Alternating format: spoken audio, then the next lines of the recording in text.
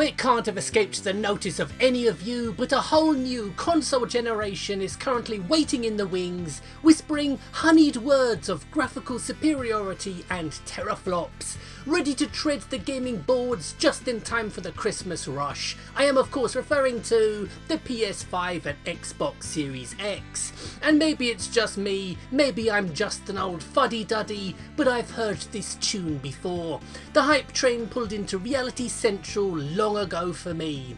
So instead of fixating on and frothing at the mouth with excitement over the new, we here at Consoletronix have always focused more on the archaeology of what has come before, the games and systems that make up the foundations of the multinational, multi-billion corporate entity that is video games today.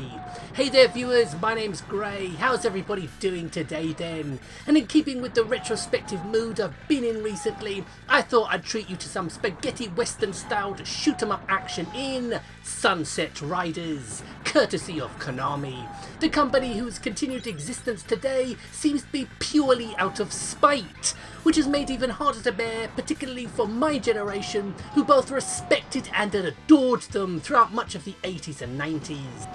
Originally an arcade title where up to 4 players could run and gun their way through the Wild West themed stages, before ports would turn up on both the SNES and the Sega Mega Drive. And while the general consensus among those whose knowledge is greater than mine on the subject is that the Super Nintendo version is the better of the two, it needs to be pointed out that only about a year previously, Konami wouldn't have been allowed to release anything on the Mega Drive, as along with most of the other top Japanese developers of the day, they were subject to Nintendo's strict exclusivity contracts.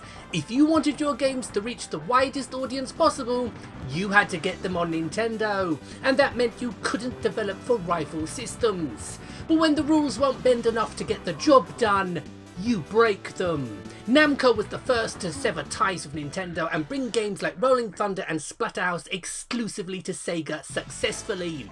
Seeing this, Capcom, Konami and others followed suit.